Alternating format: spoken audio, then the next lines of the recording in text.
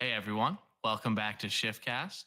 I hope we've all had a fantastic week because I sure have. Jens, you're looking very striped today. I'm I liking. I'm am. liking the vibes. It's some Levi shirt I got at a thrift store for €3.50, I believe. I got Mr. a Bargain shirt and a Hunter. polo for less than €8. It's actually a cheat code. I don't know why not more people do it. That's I actually am obsessed with thrifting, so much so Really? that I have an Excel sheet because I have rebuilt my entire wardrobe. Really? Yeah, I really do. I'm not kidding. I have an Excel Wow. sheet. Actually not Excel, it's Notion. I don't know if y'all know what Notion is, but oh, I I've got a use little table Notion in there. It's sick, constantly. isn't it? It's unreal. But I've rebuilt my entire wardrobe, and I really mean that. I got rid of all my old clothes. It was like college clothes and stuff I just couldn't fit in or didn't like anymore. And I mean, it's like my entire wardrobe, and it's cost me like less than $550 total. Wow. That's insane. I mean, my personal. there's a specific kind of Goodwill. I think it's called the Goodwill headquarters or a Goodwill outlet. That's what it is, outlet. And they've got the bins. Michael, you know what I'm talking about? Oh yeah, you're going. So you're like a real thrifter. Like you're a bin hunter. You buy stuff by the pound. So I'm seriously getting articles of clothing for like 80 cents. It's unbelievable. Oh, really? Yeah. I mean, it's actually the same where I went. It's called Melting Pot Kilo, and it used to be €15 for a kilo of clothing, and now it's 18. But I mean, it's still crazy. So, yeah. No, that's incredible. so worth it. I mean, last time I got 2 pairs of jeans for like €15, which is just insane because jeans, they're just good, and even if they're a little bit, raffled on the legs, nobody notices. Sometimes you buy them new and they're like that. Yeah. No, I mean jeans are like maybe the best thing to buy. Thrifted because they are like the denim's just built to look better over time, and that's a phenomenal way to go about it. Because like people spend hundreds of dollars getting jeans that look like they've been dragged through the mud. They can that's just a fact. spend some time down at the bins and get actual jeans that have been dragged through the mud. It's true, and I don't really care about brands, but you can find some cool brands that way too, that otherwise you might not want to spend the money for. A good friend of mine, maybe 2 years ago, found a coat from this brand APC that is retailing for $1,450. There's no comma. There's no decimal there. $1,450. So he got it at the thrift for $25. So, ShiftCast family, if you're listening, this is your calling to go down there and do a little crate digging.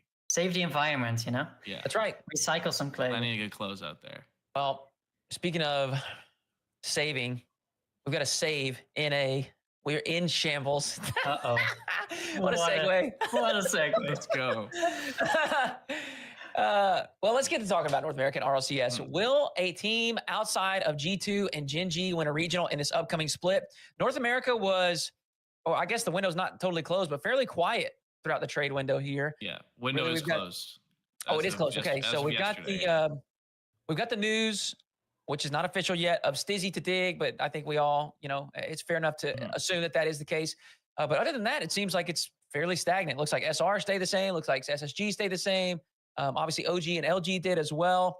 NRG, I think, is still a question mark. It does seem like they are going to have a new third, but it hasn't been announced yet.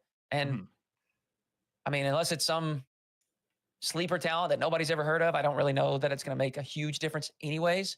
And M80 stayed the same. So, I mean, we got a good look at most of the landscape outside of Dig in split 1. Do you guys really have any faith in anyone?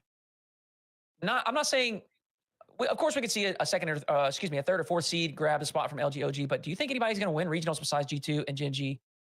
Well, first off, I want to shout out Shopify Rebellion because I saw a Stizzy tweet that he was on his way to Toronto, which means once again, Shopify Rebellion continues their streak as the most profitable organization in the RLCS simply by renting their facility out to European imports. I don't know how they do it, but they're just farming money. They cornered the market. All the sellers. Yeah, exactly. That's Canada, baby. I felt bad saying Toronto. It's Toronto. That's how we say it down here. But yeah, there's no chance that any team. Yeah, there's no chance that any NA team but G2 and Gen G win a regional. Unless one of them. The thing is like it's not like a one-team region where like if that one team has a bad day, they like another team could sneak in. The chances that both of them are going to play so poorly that neither of them win is so low. Plus, Gen G did not look very good in their first 2 regionals and still made it all the way until they played G2, right? None of the teams have improved outside of maybe Dignitas skill-wise, and we don't know what this Dignitas is going to look like in a team 3v3 environment. And I think Gen G has gotten so much better since the beginning of the season. They looked great at LAN, despite Jack continues to harp on his thumb grip, and you know what? Sure, like if that's something that matters a lot to him, sure. And I'm sure it did affect him, but they looked great. G2 obviously made the final, beat 2 of the top European teams. I think they're better now than they were in the online portion of the split. So I mean, they were supposed to be, honestly. Let's be honest. They were built like a super team, and they didn't show up right out of the gates as a super team. And if they can show now that they are worthy of that kind of name, then I mean, they shouldn't be losing any regionals except maybe 2G2. I mean, I definitely feel the same. I think it's going to be it would be a massive victory for whoever it was that took down either one of these teams in the finals. I think in my opinion, I think there's only one other team that has the talent to do so, and that's M80, who has shown that they can beat Gen G when, like you said, Gen G was definitely not at their full power just yet. But even them, we've seen it in Swiss, but we haven't seen it in bracket, and so I think it's fair to say that those two are probably going to continue to dominate. I will say, if it's going to happen, it'll probably be in the final open qualifier. And I say that because there is a chance that G2 and Gen G split the first 2 regionals. They're locked in 1 and 2 seeds for Worlds potentially, or they're like so close that basically only what happens at LAN determines what the top 2 seeds are. And they both kind of just get the natural human sort of not try as hard in the final one. But I also don't know if Gen G specifically would do that, because I think if they both split the 2 regionals to start, I think that last one, Gen G is going to be hungry to even it. They're going to want this season to be seen as 1A, 1B, and a lot of that would go towards them splitting the regional. So even then, I'm not sure that it'll happen. Yeah, definitely. Well, on that note, do we think that Gen G will continue to build on this strong performance at the major throughout this final split? Obviously, like you said, they got a little bit of a slow start, especially compared to what the community kind of expectations were, right? And G2 definitely had their number the first 2 events. Do we think things are going to flip? Do we think G2 is going to maybe build some confidence from this second place finish, or maybe even be kind of reinvigorated to work harder? They fell short of their ultimate goal. What do we think between those 2 teams? Obviously, we all agree that those are going to be our top 2 teams, but who's going to have the better split too? I mean, Michael seems to think that Gen G might be getting better than G2. I don't know if he did think that at the beginning as well, though. Yeah. It was never gonna be. I just don't think you can say that easily, because it's not just Gen G getting better. It's also G2 getting into the season a little bit more. They started off right, but it doesn't mean they can't continue to improve their own plays and make sure that the region really is theirs. Yeah. So I actually am going to contradict myself a little bit. I think that as good as Gen G's gotten, I just think both of them have gotten a lot better. And one thing that I've been thinking about a lot was the reaction from G2 after losing the major, specifically Beast Mode. He tweeted almost right after, "This is the worst feeling in the world." And so I think while some other teams in the past have fallen off after doing really, really well at LAN and then losing in the final, I think specifically this G2 team with Daniel in Beast Mode, they're so hungry to get that win, because they believe, I think, both of them believe that they deserve to be talked about in the same breath as the Vatiras, the Atomics, the First Killers, right? I know First Kill hasn't won a LAN, but he's often mentioned in those conversations. And I think they're going to think about how they were slow in the Swiss, how they were slow in the final regional, how they could have prepped and prepared better when they kind of let their foot off the gas. And that's going to actually kind of propel them to work even harder and continue to work on their play style. I like it. So both of you guys think G2 is probably going to there's something edge out a little bit of a better split here the second go around. They just have everything going for them. Of course, Gen G can catch up even more than they already have. but there's nothing standing in the way of more success for G2. Sure. Yeah, and I will say, I think Gen G's playstyle has morphed almost to be the counter to G2 because they've had so much issues with them probably throughout the entire split. But they play very fast, they play very aggressive, and they have someone up demoing and trying to get like these passing plays going. And that's an interesting sort of development, right? That you have a team whose playstyle is kind of evolving specifically to beat that one team. But I also think that what G2 showed us specifically against Vitality was that they can take every single punch and keep their composure and find a way to win a lot of the times, where Gen G is really, really trying to force those errors out of you. So it'll be an interesting dynamic, but I do think G2 is only getting better at this style that almost nobody else plays with them. Yeah. And I'm excited to see it. I am too. Well, let's jump to our next little segment here. Making the case for every LAN contender outside of those top two teams. As we said a couple times here, we all think that those two teams are going to make it. I think every other NA team would probably echo that sentiment. So here's what we're going to do. We are going to assign each of us two teams, and you've got to sell those two teams to the audience. Ooh, Hopium Central. That's right. Sir. So my teams are going to be LG and M80. Michael is going to get OG and Dig. Jens is going to get Space Station and TSM. All right. Does anyone feel confident and would like to go first?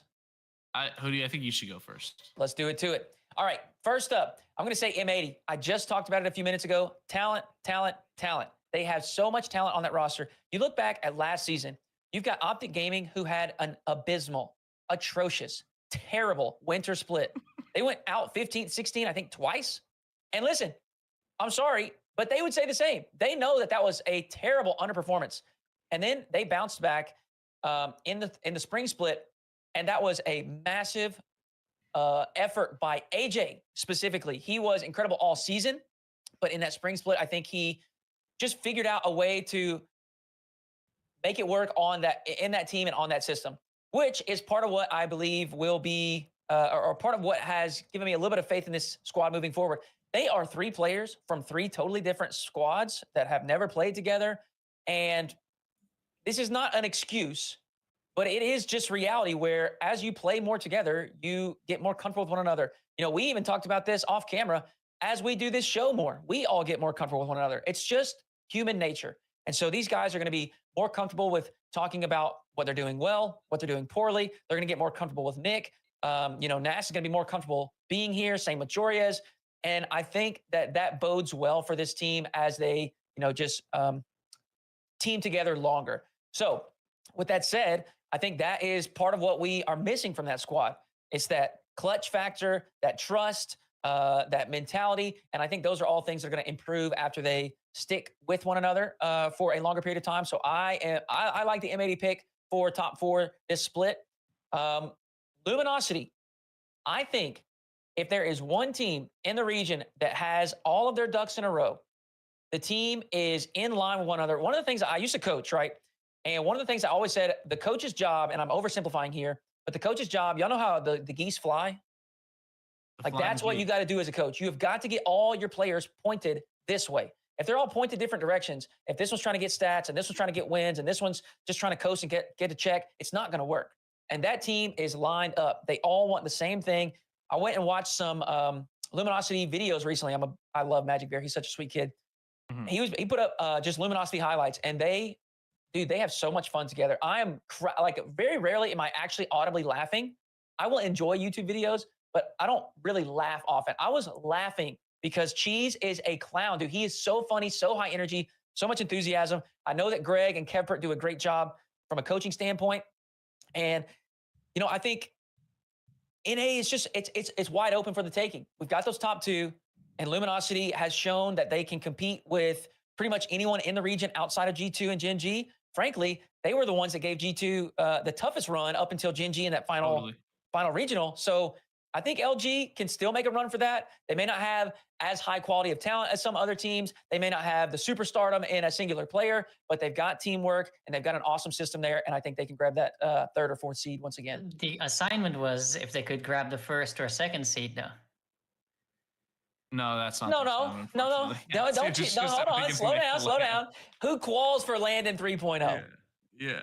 Right. That's a tough sell if we got to say they're jumping G2 and Gen G. Listen, nobody hears Jordan Belfort. We can't do all that.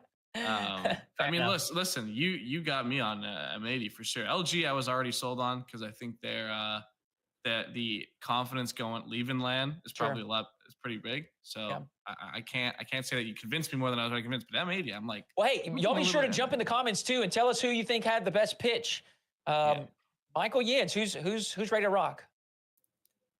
Yeah, I mean, do you want to go? Yeah, sure. I think you actually gave me quite easy teams here. I've got an easy time. Although I still, in the back of my mind, I have this feeling like they need to beat someone like Gen G or G2, because if they're not going to be able to get a win against those teams, it's very hard to consistently get into that top 4. Right? You're just going to have those kind of matchups. You need to be able to beat that. But okay, let's just say they get lucky with the bracket just a little bit. I get into that top 4 without having to beat the top 2 of the region. Sure. Then we have Space Station. I mean, do we even have to say it?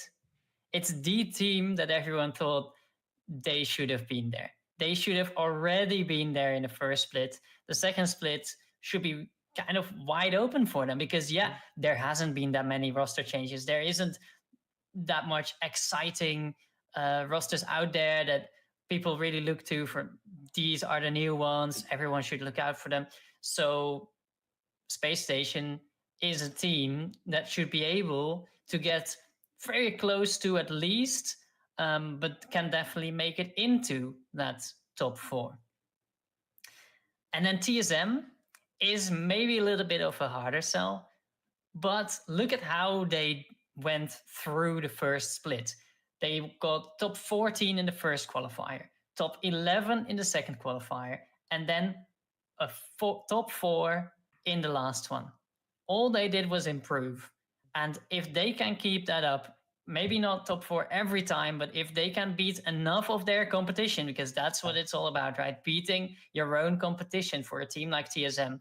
And there's a lot out there in North America. We've talked about it in the last week's episode that you have that top 2, and then below that, the level seems to be a little bit lower, but there are a lot of teams on that level. That level with TSM, with Pirates on a Boat, with M80, maybe with Space Station, even everyone else. Basically, all the teams we're mentioning right now. Yeah. So if they can beat that competition, and they seem to be on the road to do that, then top 4 is there for them.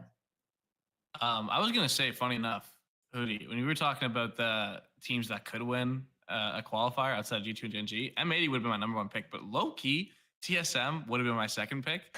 And I wouldn't even have them going to LAN, to be completely honest with you, even though I think they're good. But it's like, there's just something about that team where I'm like, if they just pulled a regional win out of their hat, I wouldn't be like totally surprised. I'd be more surprised with like SSG, but I feel like they're like a top 4 merchant team than like, just a magic friendship run from TSM to win a regional. But yeah, I'll go next. OG, 2 words, baby, Jacob Knappman. I thought he still looked really, really good at the LAN, even though OG didn't. They just seemed to not be on the same page the entire time. And I think what this team has going for them is I think they know how to win. It's just that not all the time they perform to that level, but there's a goal there. I think some of the teams are still trying to figure out what is their win condition. I think OG knows their win condition. It's play smart, play aggressive, keep the other team on their back heels, control the boost, control the midfield, capitalize on mistakes, right? And they seem to, as we saw in the back half of the online split, actually know how to do that. It's just that sometimes it feels like what's going on in their head and what they're doing with their fingers isn't the same. I think that the major one was a little bit of an outlier, and I think that we're going to see more of the open qualifier 2, 3 OG than the major open qualifier 1 OG. And on top of that, I think they're playing lesser competition than they did at the major, right? Like LG is not, you're probably not going to meet LG in the 1-2 round. Well, actually, you probably will because they always go to round 5. But, the chances of you running into a team that isn't as prepared, talented as some of the teams they had to play in Copenhagen it's guaranteed. You're not going to have to play 4 teams that could win the major in 5 rounds. And so for that reason, I mean, they're still the same experienced, disciplined team, and I think that they can find a way, the way they found a way in the first major, to show that resilience and make the second LAN and win Worlds, because that'll probably clinch the World spot. In terms of Dig is like the opposite of OG, right? Where it's like all talent, all risk. You're not playing it safe with players that have won before and trying to figure out how to maximize their roles. You're taking two players who have shown so many flashes of being upper echelon pros and trying to make them consistently upper echelon pros. Each of the both Stizzy and Evo, have had moments that have made people think that they were the future of the region. Not the future, I guess, but one of the future players of the region. You can go back to Algiri and Monaco Esports for Stizzy, where there were moments where he was making top 8 in Europe. And then obviously Evo has had some moments across the last 2 years where you're like, this guy should be top 10 and pretty soon. It just hasn't come. I think this was a very calculated decision by them. It seems like if you're going to go get a player from another region, and they were trying out Astral, so it's not like they could have gone with a safer option, right? They could have gone with a more accomplished option. And instead, they went with the player who's younger because they have to see something there. And then altogether, I just still believe in Arsenal as the sort of the leader and the catalyst of a top tier offense, the way he's been for 4.5. He was for 4.5 years on Space Station. And I'll say one more thing about Arsenal is that this guy got a giant neck tattoo 2 days ago.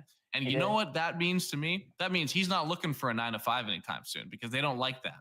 And so what I'm telling you is that this guy he knows something. He knows that he's going to be making a lot of money and winning a lot and staying on these orgs for a long time. And to me, what that tells me is that there's something going on there. And I think similar to M80, they have the talent to make the major. It's just about if they can put it together. And I just, the move was so weird that I kind of believe they knew they had something before everyone else did. So yeah, I think that this is a major team. You sold me with the tattoo. I'm a tattoo fan. That's a sick tattoo on his neck. I love it. It's so cool. And you're right. He's got to know something. I mean, he's up to something. He's feeling good. He's feeling confident. I know what I feel like when I get a new tattaoo. And you just feel... You're looking for reasons to show people. You're just feeling on top of the...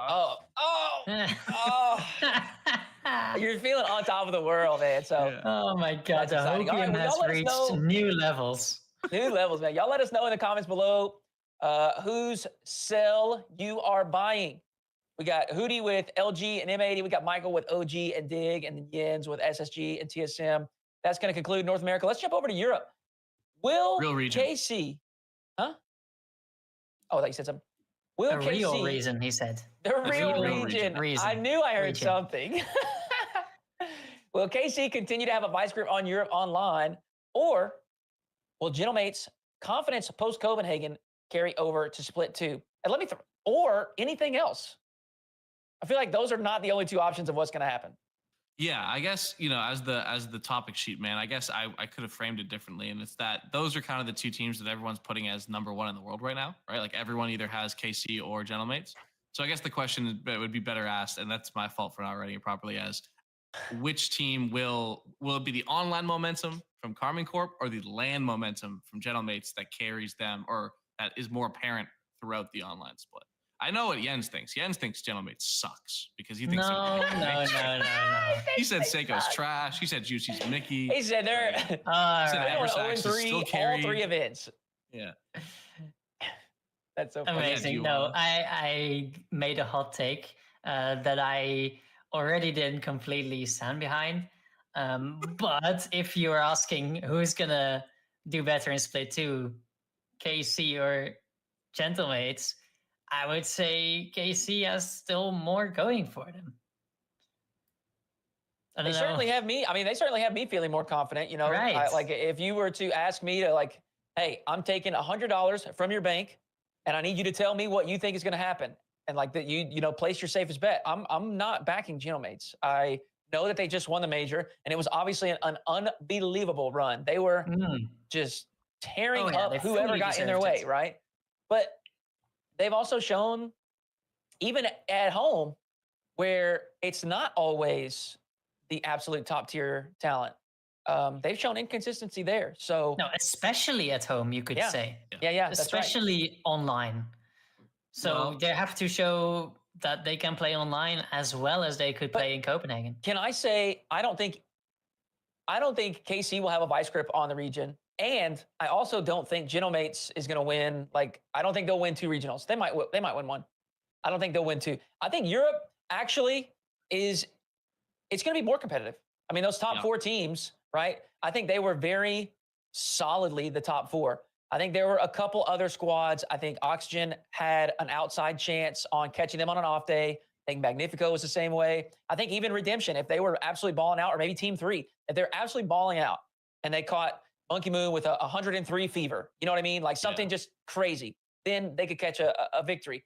But those 4 were so clear that they were just undoubtedly the top 4. And I think those 4 are going to have a tougher time because now I assume that it won't be as comfortable of a victory over Oxygen. I assume that it won't be as comfortable of a victory over Magnifico. It may not be a victory at all for all these teams. Yeah, I'm gonna say this. I think that, to me at least, I think this is Genomate's region for the taking. And I'll tell you why.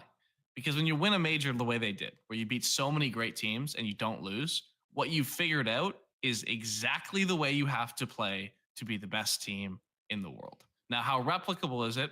I don't know. But you have a formula, and you know that formula works, right? I think Karmine Corp and Genomates both have a claim to saying we know exactly how we have to play to beat everybody, right? But I think Genomates figured it out more recently, and I think that gains you a small advantage for one reason: tape. There's less replay reviews and less experience that you've played against for scrims against this version of Genomates that is the best team in the world. And we've seen it so many times that a team is the best team in the world and they slowly start to peter off. We saw it with Vitality this year because you've played against them so many times, you know exactly how they're trying to play.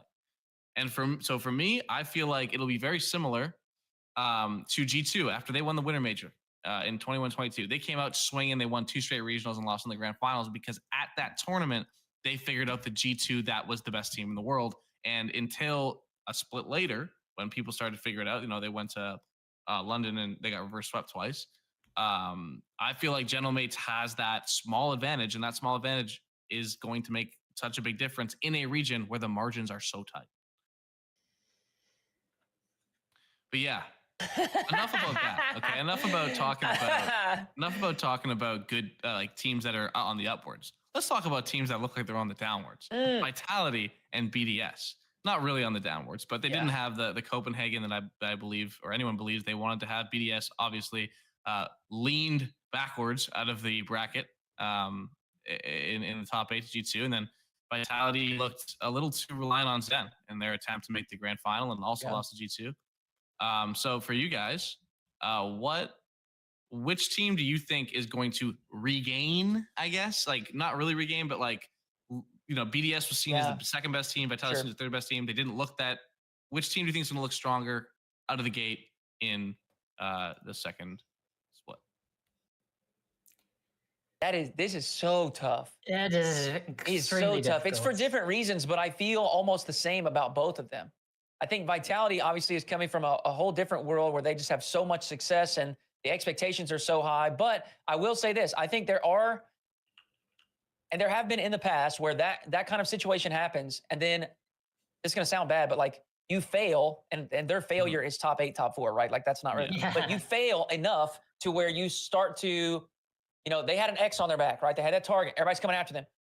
But that target's not really there right now. I mean, of course, people still want to beat them as they do with whoever they line up across from, but it's not like Vitality is up here and everyone else is down here anymore. It's just not like that anymore.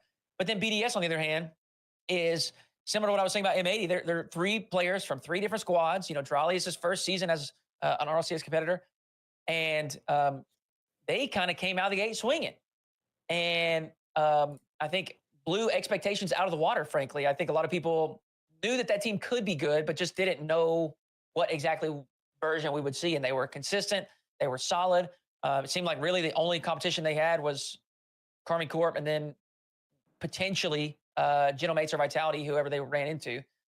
But I don't know. I really don't know. I mean, there's always, it's kind of like this, it's like this nagging anxiety that I have surrounding Vitality. Like the boogeyman is just, it's right there.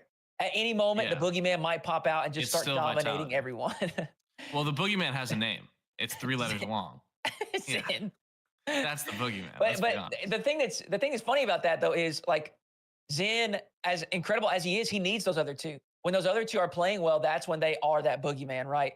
And I do, like, you see it occasionally, like the Furious series, Radosin is dunking people in the top right corner, a defensive challenge straight into his net, and it's like, when Radosin is playing like that and Alpha's on like his A game or B game, he doesn't even have to be perfect, right? But when Radosin's playing well like that, they're so freaking scary because of what Zin is.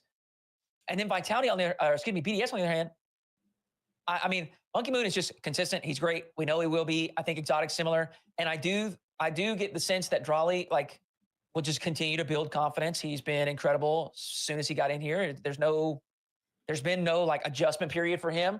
And I think that is just going to build more confidence. I mean, frankly, I think they're both very likely to regain in the sense that like play better, more to the level that they probably expect from themselves. I really don't know. I don't even have an answer for you. Yeah, but I like your focus on the confidence. And I like what you said about Drawley, that's someone who can only win in confidence, right? Whereas Vitality seem to have struggled with their confidence and with the way they play the game and the way they get countered by other teams throughout the entirety of 2024. And I was very down on them in the build up to the major. One of my bold predictions was that they wouldn't make the top 8. Well, they made it, but they were one game off of getting eliminated in round 5 by Luminosity. So it was actually that close. And to see a team, yes, they don't have, they don't have everyone gunning for them anymore. They're not the top dog, so they don't have that X on their back. As you would say, they're still going to have to figure out their own confidence and their own issues within their team. And I don't see that being such an issue that you can solve within a week or two. Of course, we've had a break right now before the second split. They could have worked on things. They could have worked it all out. Maybe scrims are going swimmingly, and we'll see a Team Vitality that can beat KC every other regional. I don't know. But the way it's looking coming out of the first split, I don't get that feeling. I think BDS, if you're comparing the two, has much more of a chance to really get into the conversation as at the top of Europe than Vitality right now. So neither of you guys are worried about BDS, the mental side of it, given the history of BDS? No. I think they've shown enough. I feel like that's slightly overblown. I'm not saying that it doesn't exist, but I think it's very much something like, I'm frustrated in how I'm playing right now, which is like way natural. It's way like, I think a lot of players do that. They may not visually like show it, express it as much, but I think, and of course, I'm sitting here speculating as well, but I think that is like, I don't get the idea that, a poor performance carries on 2, 3, 4 weeks and later. I mean, well, I feel like it just definitely doesn't, because he can, his teams, Monkey Moon's teams continue to find success. Yeah. No matter what. I didn't mean about that one specific moment. I don't think that's a huge deal. I think he was just frustrated in general, and he happens to be someone who expresses it in a way. Every player is frustrated just because one slams their desk or leans back. But if you look at BDS's like results so far, it's like when you look at it in the macro, it's a little less impressive than like in the moment it kind of seems. The first regional, they get reverse swept. And I understand that it's still technically close, but that's just not good. Like if you get reverse swept as a team, me personally, I'm not saying you're a bad team, but I start looking at you a certain way. Like Carmine. But it happens. Like you have to get, if you want to be a real contender, you have to be able to take care of that, right? Like the best teams in the world take care of that, right? Gentlemate's down 3-2 to Carmine Corp. They figured it out. Regional 2, they're up 3-2 against Carmine Corp again, and they blow it. Now, I'm going to give them a pass for that because every team but Gentlemates has done that. It seems like that's played Carmine Corp, gotten 3-2 and then blown it. But still, once again, they've shown that they make key mistakes in big moments that then lead them to blow leads. Third regional did not play well, right? They went top 8, I want to say. I think that's and then in this major, I don't know to me, this was by far the worst they looked across the entire tournament. They got swept by Karmine, but in the semifinals. So BDS has not dropped below top 4 the entire They haven't dropped. Sorry, I thought they were top 8. But yeah. No, that was actually Vitality who got a top 8 in the second regional. Yeah. So to me, and then, like I said, I don't think they played well in Copenhagen the whole time. I remember going into that BDS G2 series thinking, if G2 puts the ball in the net, they're going to win. Like, that was the only difference. They went 3-1 because and I think BDS is a very talented team. I think in any other region, I would pencil them in at the top, but it's really tight up there now. And I think that the little mistakes that they keep making that keeps getting them out of tournaments could be much more, there could be larger consequences for that. Right. So I'm going to say BDS. I'm a little worried about them. And I love Monkey Moo. I think Monkey Moo is the best to ever touch the game. But I'm a little worried that all those little mistakes keep adding up and they keep kicking them out of tournaments. And then when there's 6 teams that can make a major and you have to play one of them in that top 4, I mean, the top 8 match, that's just not good. That's not good. I mean, as long as those mistakes happen to Karmine Corp, as long as it's the best team in Europe online, at least. Top Cougars, yeah, I agree. Yeah. Who else did Top Cougars beat in that run? Gentlemen, they're the best team in the world. They went crazy. That's what that's the thing about Europe too, is like you'll see like a bad loss, but that bad loss is to a team that just went crazy, It's tough. It's tough. I think you bring up some valid points too, but I also like there's a part of me that's like, well, that reverse sweep is a new team that has a brand new player, and that's something that you will learn from, and maybe hopefully be able to adjust. It's also a new coach. I mean, Cassio. Yeah, but they have to learn from it, is what I'm saying. I don't know if they've learned from it yet because they keep making these mistakes. I think you bring up some valid points, especially and I mentioned it earlier too, the fact that it's not really just 4 big hitters now. And of course we're speculating, but I think there are 2 more dogs in the fight now that are going to make things a little bit more difficult for those top 4. And like the thing is, like, not just in that round at top 8. Now their Swiss runs are going to be more difficult. They may end up facing one another in Swiss more frequently now than they were in Split 1. So let's talk about them for a moment. Oxygen and Luna Galaxy. And I don't know that Luna Galaxy has been announced just yet, but it's the old Magnifico roster. They obviously, Stizzy went across the way to Dig, and they have replaced Stizzy with Acronic. So you got Acronic, Atomic, and Tox on Magnifico/Luna Galaxy. And then Joyo, we've covered this as well, has joined Oxygen alongside Oski and Archie. Are they on par with the French 4? First of all, what do we got to do to get Hootie Who at the next LAN to do a Chronic and Atomic versus Atomic and Chronic 2v2 show match, best of 5, just to hear him cast? That's what I'm trying to figure out. But we need to get a Astromic in there too. Throw him in there. Is there any other X that we could throw in there? What? Oh, Cosmic. How about Cosmic? There we go. Perfect. We can do a 2v2 mix-up. How about that? But yeah, no, I mean, I said it before. I think I really like a Chronic, man. I think he's been not held back, but he accepted a role that maybe tanked his stock a little bit. And I think now he's in a position where it's up to him, right? Like, if he wants to be seen the way I'm sure he thinks he is, he now has the team to be the central figure in it. He's got a great secondary playmaker with him, and he's got a great support player with him. So I think, as we alluded to in the last episode, Oxygen really feels like a heavyweight knockout artist who might not have their grapple game down. I watched UFC last weekend. And while I think that there's a chance that Luna Galaxy or Magnifico are a little more well-rounded and a little more willing to take a few punches, get on the ground, get in the clinch. And I just really like them. And like I said, I think I said this last week, I'm either quite right about the things that I think, my predictions are incredibly wrong. So I'm sorry, Luna Galaxy, if you're not first, you're probably going to be last. Big. I'm a fan of that roster. I agree. I think your take about the fact that Acronic, it's not held back, but he can shine brighter in a different role than maybe what he was, kind of shoved into with Team Liquid. And obviously they had tons of success as well as a squad. But yeah, I think you're right. It's possible that he shines brighter as an individual with a role on a different squad here with these guys that are a little bit more passive. Maybe it's a little bit more well balanced rather than the previous squad, which felt very aggressive, and he had to accept that responsibility of being the safety net, being the anchor.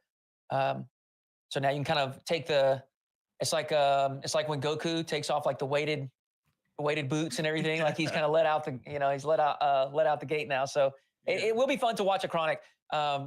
Obviously there's some bias here, and I'm going to cast, and so I'm super excited. But I'm really excited to see Joyo. I have always loved watching Joyo play, specifically because of that freestyle background. I know I've said this before, but it's just so creative. A lot of the professional play, and it's just a mindset thing as you learn and as you improve. But Joyo didn't have like efficiency first as a mindset, maybe when he was freestyling, right? It was maybe more about creativity, or maybe more about flash and flare. And I think you can see that bleed into his now efficiency performance-based play. Like he's got some tricks up his sleeve that you don't see anyone doing. And I'm not saying it's more effective or less effective or whatever, but it's a fun to watch. I think he is such a fun player to watch. And then alongside him, you've got Aussie, who I think, frankly, a lot of the community has, like, he's just kind of gone to the back burner. They kind of he slips their mind now because he wasn't in that top 4 race. But I think if you look around at like some of these tier lists are floating around on Twitter, you look around at how the other pros rate, and even like the more well-informed and tuned in community figures, they are still talking about those two specifically as potential top 10 players in the region. And so, I think a lot of, and I hate to pin so much pressure on one player, but I think a lot of Oxygen's success depends on Archie, and if he can bring a good, solid, consistent game to play alongside those two. Now, obviously, those two have to play well in their own right, but I think if all 3 of those players can play to the level that we know they can, which has, like you mentioned, always been the problem with this Oxygen squad, the different iterations, they just don't play up to the level that we know they're capable of. If they do, I do think they're on par with the French 4. I think they are. I think they can trade blows with all those teams. I don't think that there's anybody in the region that they just could not beat. But again, that hinges on, are they playing to the ability that I know that they can? Yeah, and also you've talked about Joyo, you've talked about Oski, but we need to be talking about Joyo and Oski, because that's a duo that's just it's fate at this point. Coming home. Yeah. It had to happen, and now it's happening. And I just want to see how that duo is going to be performing. And yeah, that's going to be lovely to watch. Whatever, we're lucky. We're lucky they changed formats, because there 100% could have been like 5 EU top 8 every single land. Well, let me throw this to you guys. If either of these teams does replace one of the top 4, and they go to LAN, do you think that they are on level footing as far as like the ability to win the major, or do you think maybe they need a little bit more experience? Maybe they don't have what it takes at the international level. I think Luna Galaxy are like a top 8 team world, but I can't see them running into like a Falcons, a G2, any of the, like a Carmine Corp, and winning on LAN. Just because, to be completely honest with you, their team, while very good historically online, has not been very good on LAN. Atomic, no disrespect to the region, lost to APAC. Right, like, and also came, last place in his group in his only other RLCS LAN. And those are 2 good teams that he was playing with too. It's not like it was a exactly. And a Chronic, that Liquid team always left a little bit to be desired, I think. Sure. Yeah. Whereas I think Oxygen, like I said, they're a knockout artist. So like they could do pull up Gentlemates and pull up and just be so fast and so aggressive and so mechanical that no one can touch them for a weekend. But I think that Oxygen also, if a European team's not going to make bracket, it might be them, because they could show up and do the complete opposite. Right. So yeah. The thing is with teams like Oxygen and Luna Galaxy is they can have the strength, the power to beat the top 4 in a regional, but they will have to do it in at least 2 to actually have a good chance at getting into that top 4. And only the teams who are able to do that, and are able to perform in all 3 regionals, preferably, are the teams that are cut out to perform under the pressure at a LAN. So if they can make it, I mean, it would be amazing to see their run, but I won't have as high hopes for them as for the Francophone top 4 at the moment. Yeah, that's fair. I was just thinking about Jens being like, you gotta beat the French teams twice or 3 times, and in my head, I'm like, I think the LAN winners only beat the French teams once. Yeah, but they were still. I mean, look at who the teams actually were. They're still the teams who you've seen performing really consistently throughout the splits, and then at LAN they still have that consistency or that strength, that skill that they can bring to the stage and still perform under all the pressure, under all the different circumstances, on different setups, whatever it is. Yeah, I mean, we were one Monkey Moon open net miss away from almost having another EU top 4. Yeah, that's who knows what happens in that game 7. I still think G2 would have won. They just looked better, but it is like, so they're so good, and they get so much good practice all split long. So yeah. All right. Great. Well, let's make our case. Same thing we did for NA. Let's do it for EU. Let's try to keep it quick. We've got plenty more to get to. I don't know why you did this, Michael. Because it was fun. You didn't give me oxygen. What is this? Oh no, so it's actually the opposite. It's the case of why they won't make LAN. Oh, not why they will. And I wasn't going to make you bet against your own org. My mistake. I misread. Come on, dude. That actually would have been great content. So you should have done it. But... So you want to take it? You want to take it anyway? We'll swap. Sure, I'll do it. Yeah, KC and oxygen. All right. Jeez, that's brutal. KC and oxygen. What the heck? That is. All right, I gotta tell you guys. I'll openly take the team I said was the best team in the world and my favorite team, and I'll say why they're not making London. Let's just kick them out. Well, we're going to test my salesmanship here. I've got Karmine Corp. Everyone clip this out of context and share it. I'm going to get fired. This is why Karmine Corp will not make the major. First and foremost, everybody is still looking at them as the number 1 team. For some reason, even when they lose, everyone thinks they're still the best, including myself. And that's a lot of weight to carry. It's a lot of pressure on your shoulders. With that being said, there are 2 new teams that are genuine contenders for regionals. And I think that's just going to make things just that much harder. I mentioned it earlier. Those top 4 are not so clear anymore. And listen, we're talking about Luna Galaxy and Oxygen, but that's not the only teams that I think have consolidated and done a little bit better job with their talent. We've got Resolve.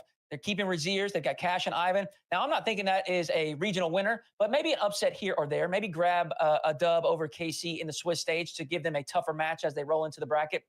But I think the big thing is that the consistency, it just can't last forever. We've seen it time and time again. BDS, NRG, now Vitality. It just can't last forever. And Karmine Corp has been incredible, but I think now is the time that they tumble. Wow. Impressive. All right, well, let me keep going with it. Yeah, Oxygen. Now, Michael, I think you summed it up perfectly. They are that heavy hitter. They are full swinging. They're not going to be cautious. They're not going to be careful. That's not what they're here to do. They're here to triple flip reset. They're here to pre-jump off the ceiling. What did we used to call it? The Tarzan swing. They're here to clip and put on a show. They always have. I know that as someone that has casted. And unfortunately, we are prone to slow starts. We are prone to playing to the level of our competition. And we are prone to some inconsistencies. Sometimes we just show up and have a bad day. And if you do that in Europe, then you're not going to make the major. Jens just said it. You've got to be in the top 4 for at least 2 of these events, if not in the top 2 for one of them, or you're not making it. And I've been talking about it in regard to the Francophone teams, but it's true for Oxygen as well. It's no longer just 4 teams that you have to jump. And we're actually 1 point behind Magnifico. So we got to jump that team as well. So I don't think Karmine Corp's making it. I don't think Oxygen's making it. Nice. Lando, you got that? So we got to make sure that gets out quick. Everybody you know. Flipping ship. Yeah, I can go next. Great picks. I totally agree, especially on the second one. The ones I'm going to be doing are Luna Galaxy and Gentlemates, the team I've been riding for the whole episode. That's great. Gentlemates, it's really simple. You guys ever heard of the term lightning in a bottle? Yep. Because that's what you saw down at Copenhagen. First of all, fraud win against G2, the best team in the world. Obviously, like EU can only beat NA when they get lucky. And then, listen, they played really well. You can't take that away from them. But at the end of the day, this is still the team that was top 8 twice and was on the verge of not even making the major, if not for the other great teams in this region playing the teams that they were contending against.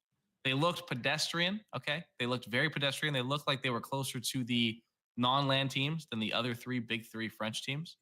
And, you know, while you can capture lightning in a bottle, greatness is consistency. And they have not proven to be consistently great, while the other teams have cores or players that have been consistently great for years upon years. Now, Seiko, love the guy, but half his career he wasn't making majors, right? And not half, like a quarter of his career. You know, Tachi, as Vatira, you know, he kicked him, and Vatira is the best player of all time. And Juicy, you know, he couldn't even win with Joyo, who's the best player in the world, obviously, because he plays for Oxygen. So, you know, all three considered, you know, they got lucky. They got a Mickey bracket. They only had to play every number 1 and 2 seed. I do that all the time in ranked, and they're not going to make the major. In terms of Luna Galaxy, they have a Spanish player, and Spanish players throw. That's it. That's my whole thing. Thank you. I mean, you're talking about getting lucky. The two teams that I have to somehow get out of that top 4 are Team Vitality and Team BDS, and they just got lucky last split. They got to the finals of Europe before they actually met Karmine Corp in the bracket and got eliminated. You know, that's just pure luck. They're not up for another major. They're not making it to London. Team Vitality and BDS, we've just been talking them down. Can they regain? Hell no. Vitality, they've got Radosin.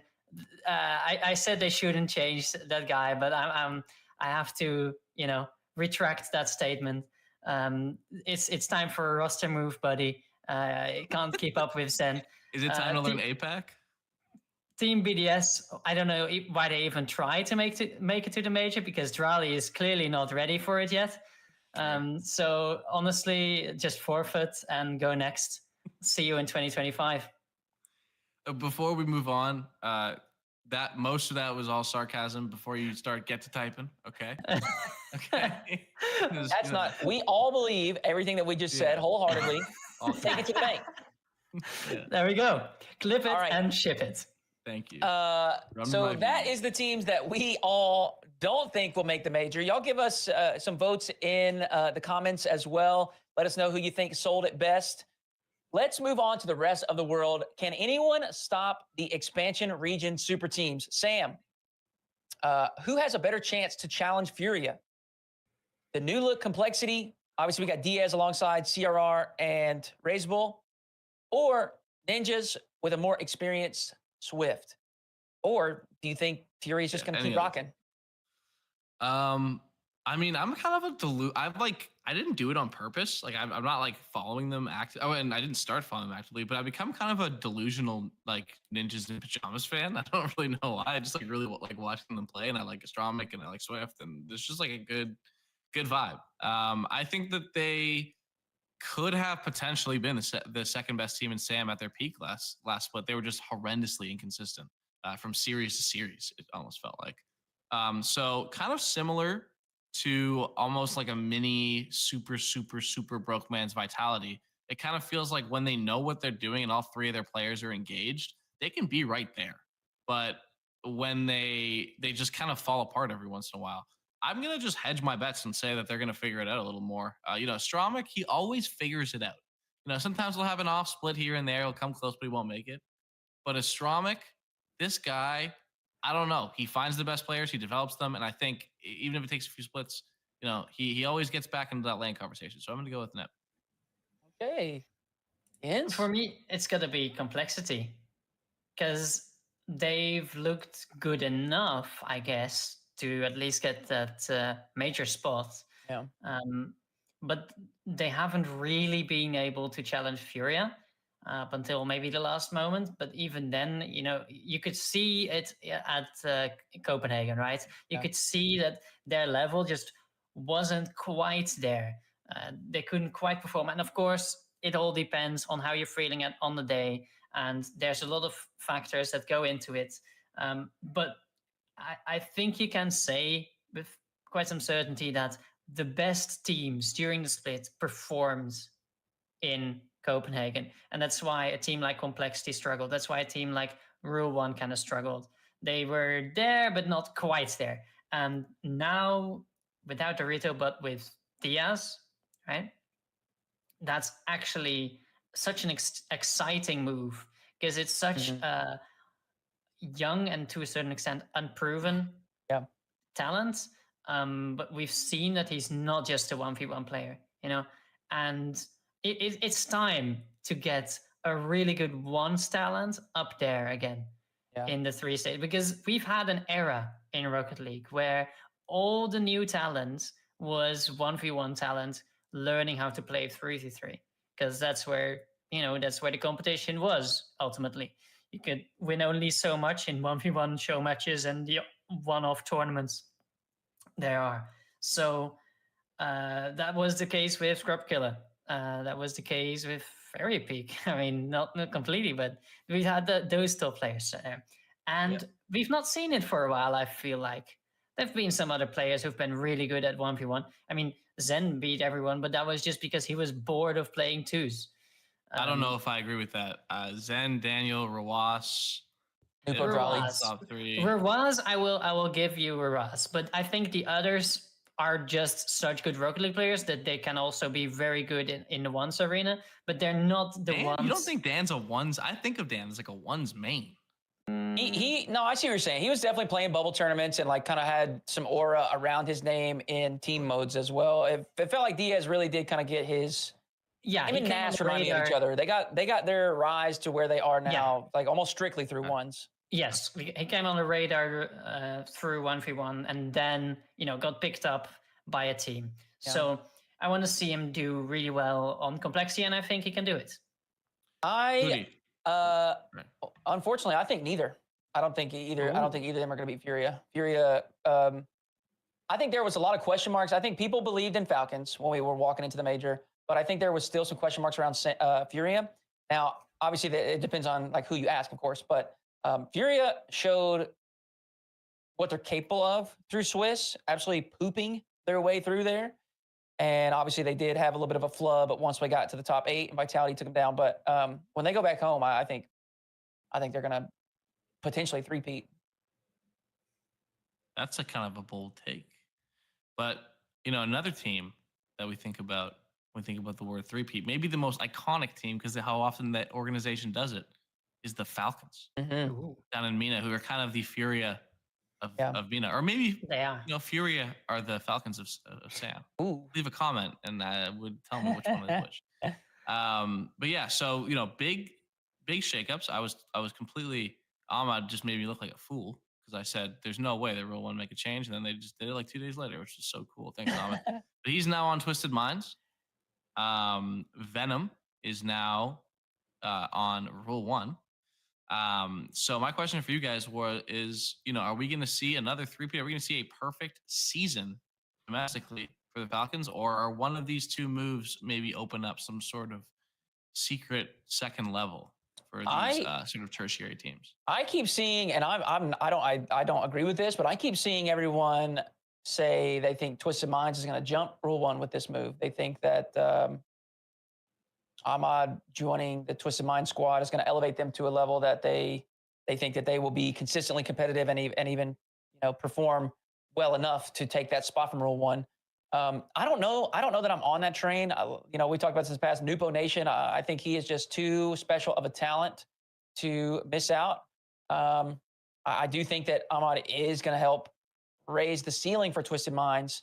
But I think that there's got to be a reason why Nupo wanted to make a change. And I did say it that way because I feel like that's what it was. I think it could have been Khaled. It could have been Ahmad, but it obviously was not going to be Nupo. So I think he saw something there and the team saw something there that they believe in. So I think, I think Twisted Minds will be good, but I think it will probably see a repeat of Rule 1 and Falcons. And I do think Falcons will ultimately be the top dog once again. Well, I said last week when we were talking about Rule 1 that the vibes were less than immaculate, I think is how I phrased it. Right. Sometimes they say the streets are talking, but the streets were in fact not talking at all, and that might have been the problem. So I think that Rule 1 is in a rough position, even with the roster move. Yes, they're still in the lead for the points and everything, but I do follow the narrative of Twisted Minds overtaking Rule 1. Are they going to be a challenger for Falcons? No, I don't see that happening. But there's going to be this fight behind Falcons with Rule 1, with Twisted Minds. There's a couple of other teams. You have Bravado in the mix there as well. Just recently made a roster move for Venom. So yeah, it's going to be interesting to see who's going to take that second spot. I think Twisted Minds has a really good chance at it, even better than before the major, even though they were already really closely behind in skill behind Rule 1. Maybe not in points, but in skill. Yeah. So, back in before the World Championship last year, I don't know if you guys remember this, but Jorby and Achieves, they did a thing where they went through and they watched a replay or a couple of replays of every single player in the wild card, and then they ranked them. It's a really strange ranking. It's like the most unique ranking you'll ever see, but it was based off like real tape. It wasn't just off like reputation or performance in a few games. And they were both super high on Venom. I think they both put Venom in their top 5 players in the wild card. Obviously didn't happen that way, but the reason they like them so much is because Venom is kind of built from that like Reddles calm cloth of like, I'm going to steal your boost. I'm going to go full speed. I'm going to bump you. I'm going to create space. And so while I think Ahmad is a better Rocket League player than Venom, of course, I think that there's something cooking here in that they've now, Rule 1 is now created a very structured roster in terms of their play styles. You have Khaled, who likes to sit back, play third man, play on the goal line, initiate counterattacks. You have Nupo, who is a second man, kind of textbook second man, where it's like the third man gets him the ball so he can make a play so that and the first man creates space for him. And you have Venom, whose tendencies are very much that of, like I said, a Calm or a Reddles. So you're telling me now Nupo's getting more space. Okay, Nupo with more space than he already had. I kind of feel like this might have been the right move. Obviously, you have to see how it turns out, but I see like an idea here kind of shaping up. And maybe it won't be a one that puts them over Falcons. I don't think it will, but like, are they just Mina V1? Like they have a guy who's chasing demos, they have a guy who's playing hard defense, then they have like the most mechanical player in the region. Like that kind of feels like Mina V1. So I mean pre-Daniel V1.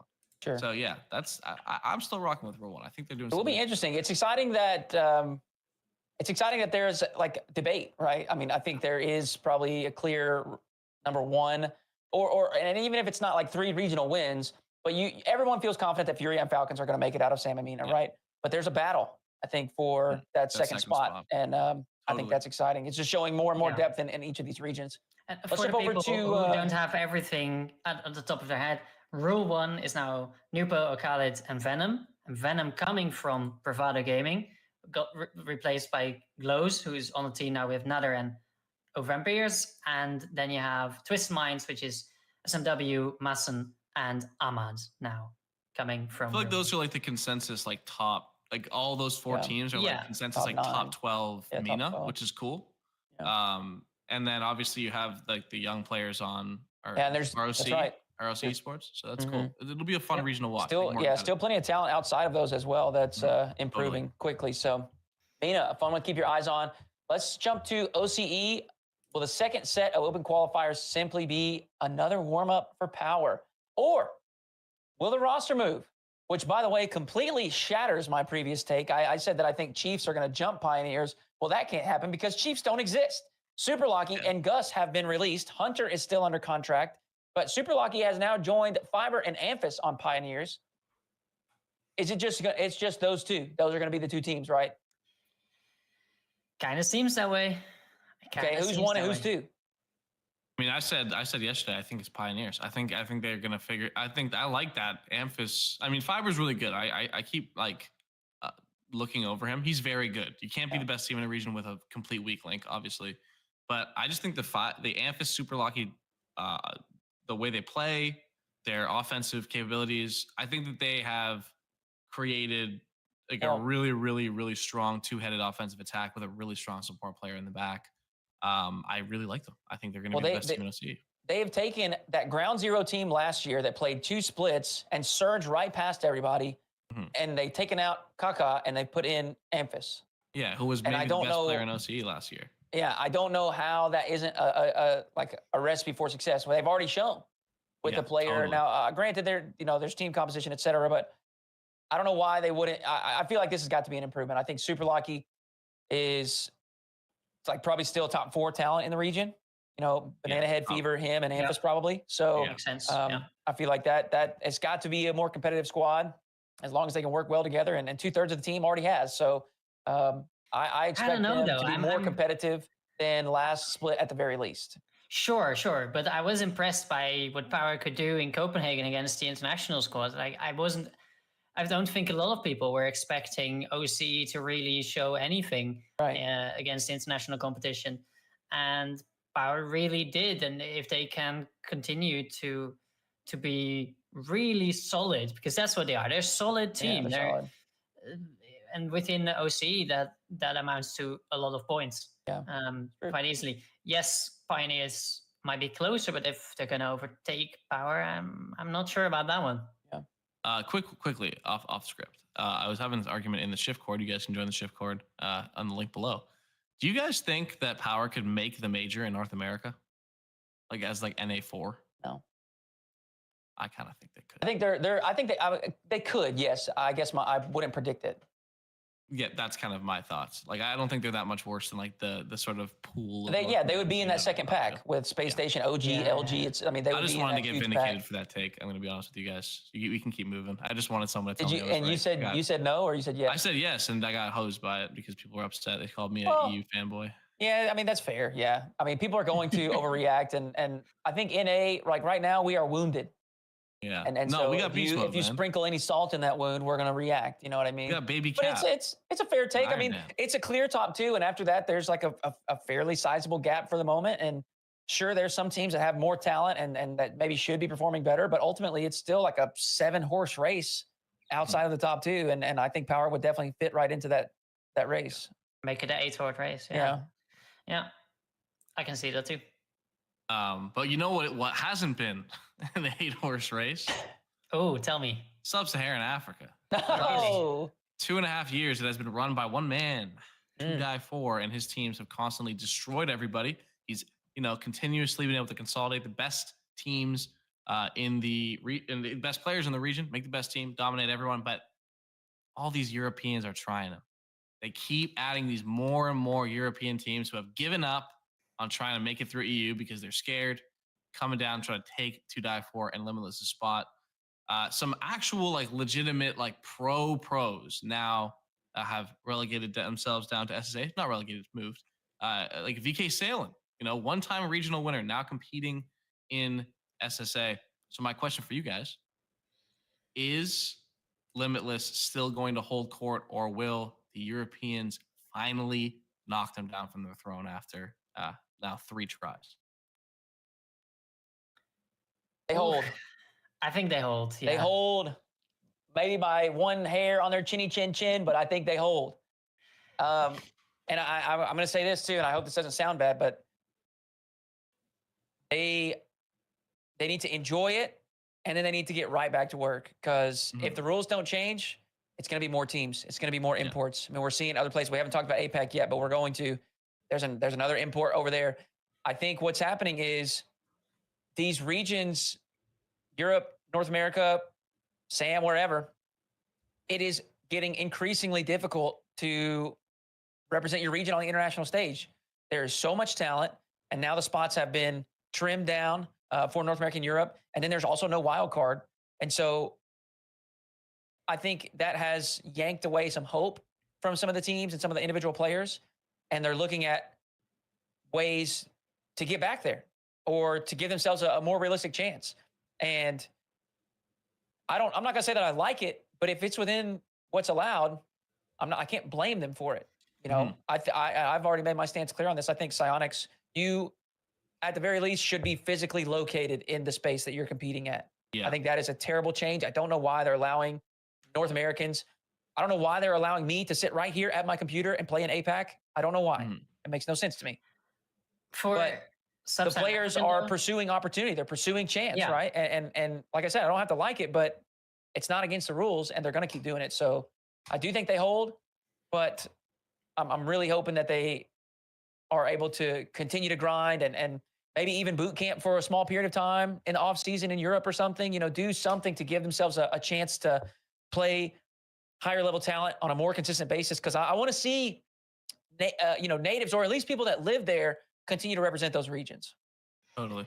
Yeah, and it's not all looking down for the region. I feel like from what I've heard from Greybeard on Twitter as well, there are some North American organizations joining the region just to support some of the South African talent as well, and we see some players from other regions teaming up with some talent from the region, and that's the best thing. That's what you want to see. That's the best way for those players to improve, to get someone on your team who has that experience from Europe or from America. It doesn't really matter, from a region that has been competing for a much longer time on a much higher level. And it looks like at least the region as a whole, Sub-Saharan African, is improving. And Limitless is one of those teams that are definitely improving. And they still seem to have what it takes to come out on top. Yeah, I totally agree with you guys. I really have nothing else to add. Like, I think that they have confidence. I think they're playing with pride, and I think that didn't look really that bad. They took home that show match victory as well. Obviously, both APAC and SSA went 0-3, but they had that show match on Greybeard's channel. Now they swept too, right? Yeah, yes, I mean, it's kind of a tough one for me, that one specifically, because I don't know if LCT already knew he was gone and they were just like, let's go screw around in this show match because I hate you guys. Not hate you guys, but like we're not even going to be teaming after this. But so like whatever. But yeah, I mean, it's got to be a confidence booster. And it's a show match, If you are playing a team that is preparing properly and has a requisite level of skill, and you're on 30 ping and they're on 260 ping, it's going to be really hard for the team on 260 ping to win. It would have to be like a real main event European team, I think, to beat them consistently. So yeah. Speaking of APAC, though, we haven't talked about APAC because there is no super team in APAC. We're talking about super teams, Limitless, Falcons, Furia, Power, but there's two teams that have reloaded. They want that world spot. They want that world spot bad. There's only one, and they want it bad. And those two teams are the Gladiators, who have let go of Realize at the very end of the trade window and picked up Though. So, APAC technically has beaten Carmine Corp this season. Just a thought. The other team is Elevate, the current champions of the region, who have let LCT go. He is now on Sailing Esports, which was the old Chapati Dream roster. And they have picked up Zombie Poop Shark, otherwise known as ZPS, a former mid-tier NA pro who's been out of the scene for a bit, but he seems hungry to compete once again. This seems like it's shaping up to be a real race to the finish for a world championship spot and a Major 2 spot. So who do you guys think? Put it on record. Who's making it out of APAC? I mean, I love the Elevate boys and Kevin and everything, but you can't go. Sounds like you're breaking up. It sounds like you're breaking up with them. Yeah, it feels that way. It feels that way. It's me. It's not you, but it is also Thomas Brinkhorst. Yeah, well, we have some Dutch representation in APAC, and what a representation. It's not just some shark of a zombie poop variety. It is someone who's actually known to perform in Europe and teaming up with Virtuoso, who's been out of the European Rocket League scene for a while now, but has always, been at the top of the Asian leagues as long as he's been there, as well as Makshu, who has an Irish flag on Wikipedia, but is Singaporean. That's just a team I don't see anyone else beating, not even with a ZPS on your side. Yeah, I'm actually 100% on board with everything you just said. I mean, it is fun to watch Elevate. I'm excited about Sphinx and the new upcoming prospect and how incredible he has performed thus far. I think it's just a super fun story to see them trounce the team that has had so much success. But I think with the addition of Though, I mean, that's going to be a very, very, very difficult task for any team in the region. So yeah, I got to go with the Gladiators. I gotta agree. I think though immediately becomes like by far the best player in the region. Love Sphinx. I've gone to war for Sphinx on this podcast, but I mean he's a legitimate main event European player, right? Like Vert was very good in his day, but by the time he had moved to APAC, he wasn't. He was like on the very outskirts of the main event. So Tho just finished up last split, taking down Karmine Corp. Yeah, he made a top 8 in Europe 2 months ago. So for me, it's like that the speed and the aggression that he's faced is going to feel like he's in free play almost against, a region that just isn't up to par with them yet. And I just think that will be, I think that this is like, it's shifted the tide so far over. I don't think ZPS is enough. I think if you had put down Tho and ZPS in both their primes, you'd still take Tho because Tho is a regional winner in Europe and ZPS was a top 8, top 12 player in North America. So, yeah. You know what it feels like to me? I'll tell you what it feels like. I'm playing in a friendly Rocket League system, just with some pals on Discord, and we have like 12 teams or something. It's 3v3, and we divide the teams randomly sorted by the tier 1 players, so the top third of the league, the middle, and the bottom third.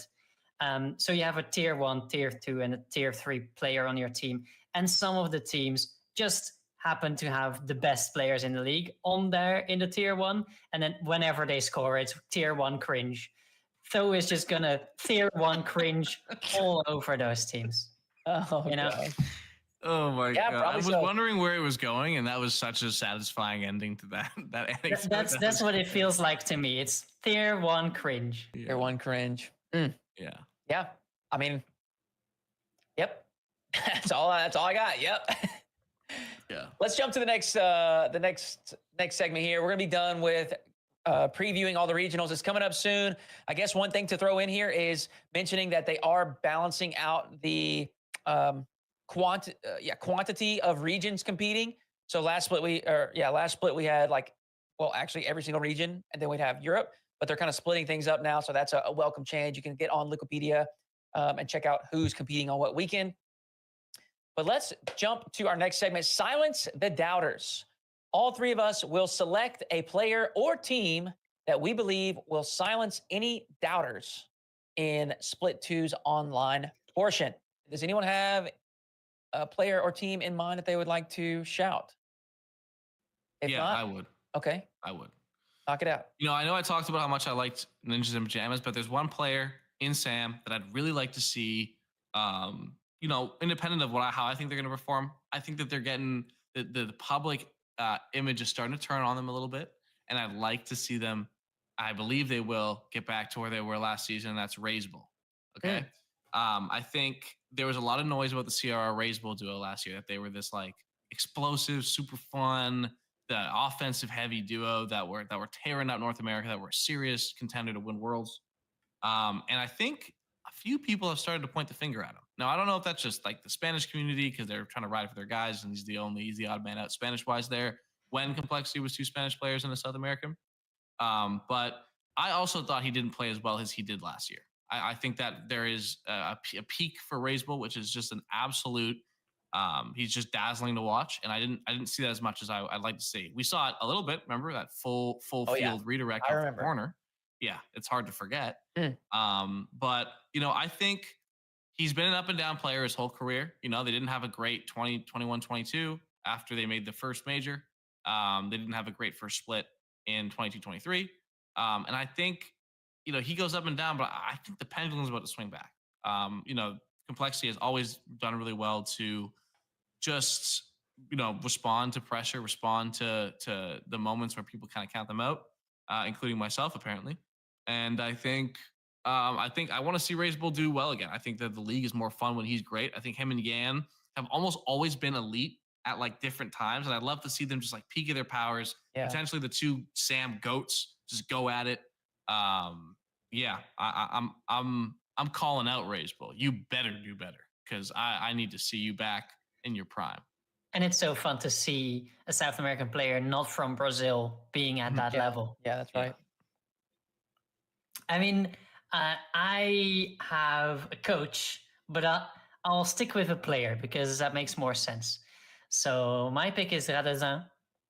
Very nice. And I'm challenging Radosin's power through, or I'm challenging Fairy Pig's power through Radazan, because I think a lot of the doubt that there is around Radazan on Vitality comes from their playstyle, comes from the way they tackle their opponents. And because he's not the most mechanical player on the team, and he never tries to be, because he has got Zen on his team. Yeah. If you're trying to be more mechanical than Zen, but your name is Radazan, what are you doing? You know? So they need to figure out how to beat the other European teams, the other Francophone teams, with the players they have, with the skills they have, with the strength they have. And that's something that Fairy Pig needs to figure out together with the team. And I think they shown that they can do that. That they online, they started out, well, pretty slow through 2024. And they still made it into the grand finals by the time the third regional rolled around. So I think a lot of people are still pretty down on Radosin and on Vitality as a whole because of him. His own goals are now his signature. And I think that's unfair. I think there's a lot more to him, and there's a lot more to this team. And I'm completely going against all the crap we've talked about these teams before. But I needed to say that I didn't mean that. And I think actually Radosin has a good chance of proving the doubters wrong in the upcoming split. All right. There's two paths here. One is the very obvious path I could go of, let's go Oxygen. Let's go. And I'm not going to do that. I do think that one player in specific on the team, Archie, he's getting a lot of fingers pointed at him. There's some, very hate-filled takes. There's some that are like valid concerns because, let's be honest, I do think that Joyo and Oski are rated higher. And even I said it myself earlier, I think he's going to have to be on board or on his A game for them to do what they need to do. But I'm going to go with M80. M80. I think, again, it's just such a talented roster. I know that we, especially all of us fans, we fantasize or romanticize is a better word for it, of teamwork, of not mechanics being what takes you to victory. We want communication and we want leadership and we want all these awesome qualities in a person or a competitor or a team to be what elevates your team's performance to the next level. But we've seen it over and over and over and over again. You've got to be talented. You've got to have the full package now, right? You can't just be one or the other. And I think the M80 team had the talent, and they were missing out on some of these other intangibles, some of these things that they maybe just hadn't worked out yet. But I think it's in there. I think we have seen Jorias show it at times on different squads. We've seen AJ show it at times on different squads, and now they've never gotten to that full power. But this could be what they need. I think there is a little bit less pressure on this squad. I think it is hopefully an environment where they're enjoying playing with one another.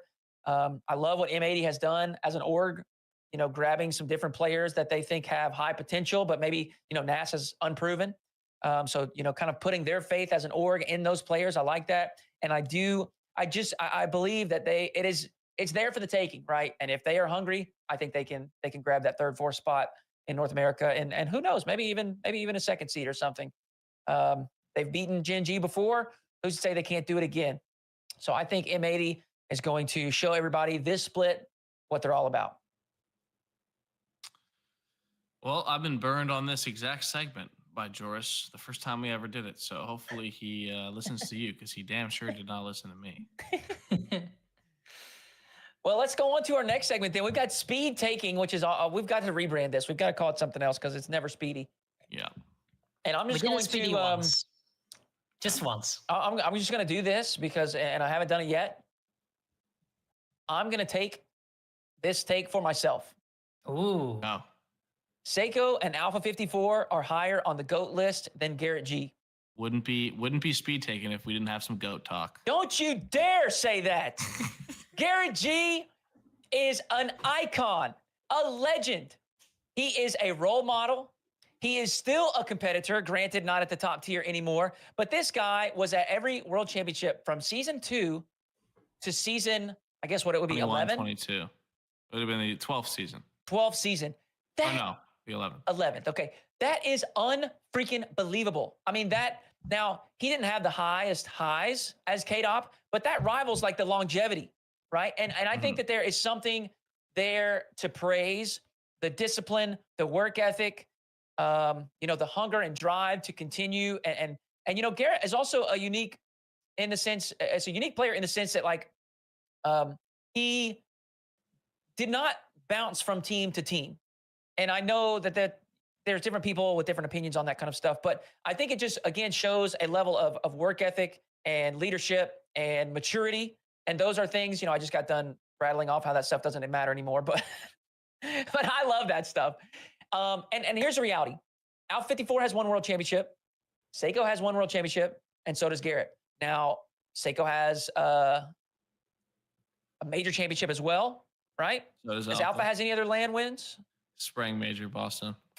Okay, so Garrett did have the X Games. They have 2 major lands as well, which definitely is like those are heavier weight than some of the things that I think Garrett has found success in. Yeah. But I'm gonna, and I will say this. Of course, I'm being animated. I think it is very close. And if somebody were to argue the other, I think that's fair as well. But I think that there is, maybe it's nostalgia, maybe it's just. There's something special about the pioneers, the forefathers, kind of the players that paved the way for what is excellence today. I think if you look, when I have a feeling that when Garrett G retires, it will be very similar to what we see with Squishy, where a lot of players are like, hey, I looked up to you for a long time. You inspired me to play the game or do this certain thing or whatever. So and Garrett, full transparency, is my favorite player, always has been. He's just an absolute legend. I love watching players because of how impressive they are on the field, but I become a fan of players by how they're carrying themselves, creating the content, showing gratitude and appreciation for what you're doing, because it is special. It's something that it's Captain America. He's Captain America. That's right. He is. There's only one. And so for me, I got to keep Garrett G a little higher on the GOAT list. But the reality is, either of them could hop him this very season. So Yeah. It's got a special place in my heart too, because I was there front row in Madrid when he completed his redemption arc from no matter what, I won't stop. I won't quit this game until I'm lifting that trophy. It is. That's movie stuff. That's magic. Oh my gosh. I love that. So yeah, I'm sorry. I had to take that one because, I said, Garrett's my favorite player. Hey, listen, if you're that passionate, we're not going to keep it from you. But I'm going to throw one of Jens right now. Okay. Yeah. Okay. And this one, this is a really serious topic, so I need you to lock in. Okay. And it's that making like a full meal at like 3 a.m. is like a real random time is just like the best shit ever. Like it just hits so super different. I totally disagray.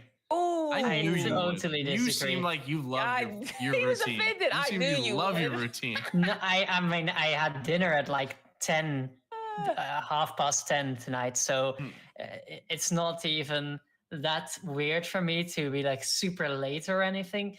But if you're really going to go all out cooking, I do like cooking in general. I do like making something from scratch, really getting everything together, getting my large cutting board out and everything.